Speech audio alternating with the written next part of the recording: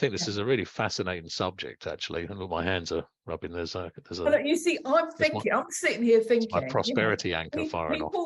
People do their prac, they do their master prac, and at the end of their master prac, so many people still haven't got a handle on strategy. So maybe that's that. We need to add that to our list of things we're going to produce. Yeah, absolutely. And I think this whole convincer subject is one worth exploring. I've looked into it quite a lot. Doing this. Yeah, no, well, I've looked into it a lot, but it's just suddenly occurred to me how many different moving parts there are, and how context specific it is, and how also the requirement of somebody to be convinced to take some right action is one of the things that stops so many people from actually doing some really great stuff. There was an example of that today. We were doing a sort of similar sort of thing with another group. I think Marina might have been on it, helping us out today. But I did at the very end, there was a Q&A of a lady who they'd just done an experiment, they'd done an exercise, and she came up against some resistance because she had a belief that she couldn't do hypnosis. And we're halfway through a hypnosis course, okay, which is like, I'm thinking, okay. It's a bit late, yeah. You've got a belief that you can't do hypnosis, yet you've still carried on to halfway through the course. And I was just thinking, well, that's interesting. There's a belief there that says she can't do something, which stopped her from doing part of this exercise. But this time she pushed through and just did it and got an experience, and is now starting to question her belief, her conviction that she couldn't do hypnosis.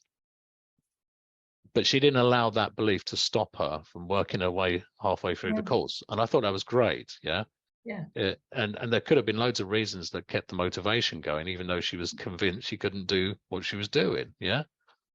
So I think this is a great area of exploration. I wonder how many people have got convincer strategies that actually stop them from doing things that are actually just the right thing for them, even though they can't see it, even though they can't see the end results.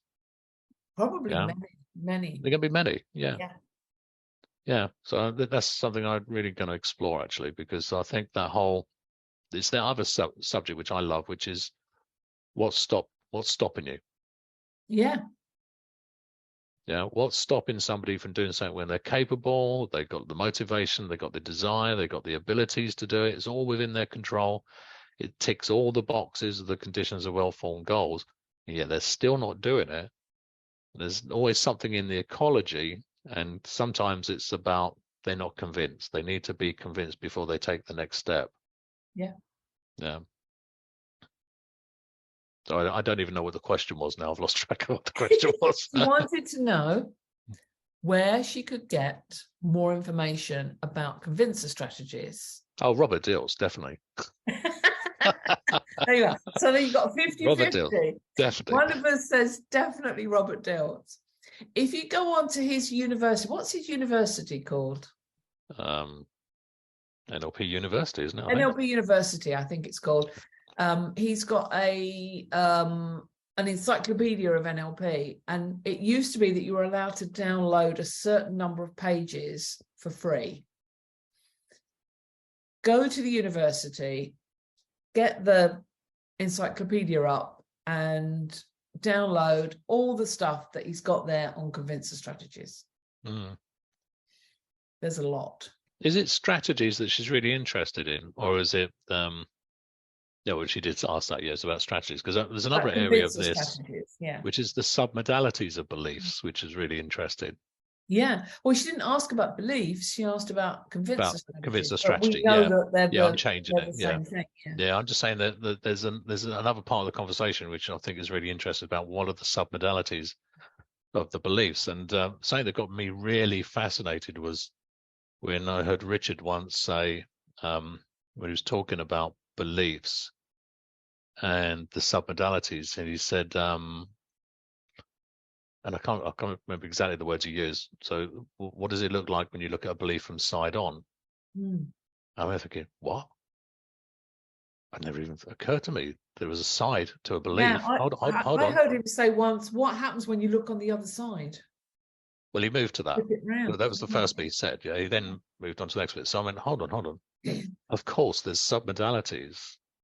I can see them, but okay, they're not two-dimensional. What is to the side? What is to the bottom? What is behind? Yeah, and then started to explore that and realize that the submodalities of something, a belief in this case, yeah, an idea. It's almost like there's a structure to it. Well, there is a structure to it, yeah, even if it is just a holographic type structure that we construct and project out. But where did that come from? Because that's supported by information that we've gathered, which is that strategy of how we and what information we gather in order to construct this representation of all that information that's inside. So yeah, it's a really rich area of exploration.